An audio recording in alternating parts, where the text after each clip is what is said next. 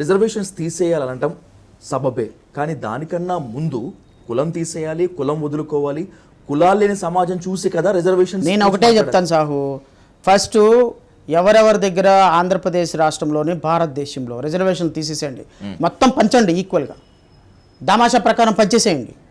ఎవరి దగ్గర భూమి ఉందో, ఎక్సెస్ భూమి ఉందో మొత్తం తీసుకోండి, ప్రభుత్వ భూమి తీసేసుకోండి. అందరి దగ్గర భూమిలో నా 100 ఎకరాల ఆసామి, 200 ఎకరాల ఆసామి, జాంతానీయులు తీసేసేయండి. ఒకే దేశం, ఒకే ఐడెంటిఫికేషన్ అంటున్నారు కదా, తీసేయండి. మొత్తం భూమిని మొత్తం లాగేసుకోండి. ఎవరెవరి దగ్గర ఇండస్ట్రీలు ఉన్నాయో మొత్తం లాగేసుకోండి, మొత్తం ఈక్వల్గా చేసి పడేసేయండి. ఎవరు వద్దంటారు? నేను వద్దంటానేది. నేను అన్టచబుల్గా బతకాలి, రిజర్వేషన్తో బతకాలని నాకు మాత్రం ఉంటుందా? మా తాతల నాటి ఆస్తి, మేము కాయ కష్టం చేసి సంపాదించినటువంటి ఆస్తి, మా తెలివిని పెట్టి, మా బిజినెస్ మైండ్ పెట్టి సంపాదించుకున్నటువంటి ఆస్తిని మీరు ఎట్లా అడుగుతారు అనేటువంటి ప్రశ్న కూడా ఉద్భన్నం అవుతుంది కదా. అప్పుడు that is what I'm saying. ఇప్పుడు తెలివిని పెట్టి, ఇప్పుడు ఒక చిన్న చీమ ఉంటుంది, ఆ చీమ మనం చూస్తే ఆ చిన్న చీమ తన ఆహారాన్ని తీసుకుని వెళ్తూ ఉంటుంది. దానికి అక్కడ గండు చీమ వచ్చింది. గండు చీమ వస్తే చీమ తిరగబడగలుగుతుందా? దాన్ని మెడకాయ ఎట్టు చేసేసి అది తీసుకున్నట్టు ఆహారాన్ని తీసుకుని వెళ్ళిపోతుంది. అలా సమాజం 100 సంవత్సరాల నుంచి అలా తయారైంది. ఇప్పుడు మా తాతల నుంచి సంపాదించుకున్న ఆస్తి, సందుల నుంచి సంపాదించుకున్న ఆస్తి అంటే మేబీ అయి ఉండొచ్చు, నేను కాదనటంలా. కానీ వ్యవస్థని ప్రక్షాళన చేసి ఈక్వలైజ్ చేయాల్సినటువంటి బాధ్యత, రైట్ టు ఈక్వాలిటీ చేయాల్సిన బాధ్యత ప్రభుత్వాలదే కదా. ఎవరైతే ఈ రిజర్వేషన్స్ వద్దు అంటున్నారో వాళ్ళు ఆంధ్రప్రదేశ్లోనో భారతదేశంలోనో ఈక్వాలిటీ తెమ్మనండి ముందు. Let us abolish the caste system, entire caste system.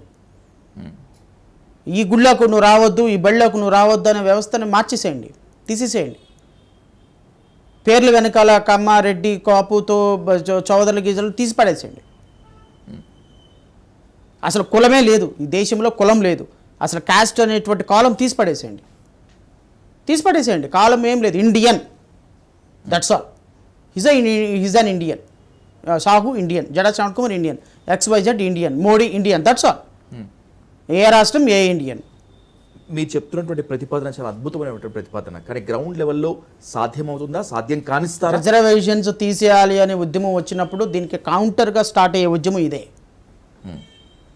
ఈ దేశం అనేది ఈక్వాలిటీ లేనప్పుడు, ఈ దేశం పాకిస్తాన్ లాగా ఇక్కడ నుంచి విడిపోవటానికైనా సిద్ధపడతారు. ఈక్వాలిటీ లేనప్పుడు ఏం జరుగుతుంది? ఇప్పుడు సౌత్కి నార్త్కి ఎందుకు ఇంత డిఫరెన్షియేట్ జరుగుతుంది? సౌత్ ఎప్పుడు కూడా ఇగ్నోరబుల్ ఫ్యాక్ట్స్ ఉంటుంది. ఎందుకు?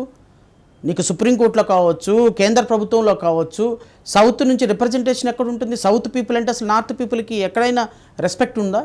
ఉండదు.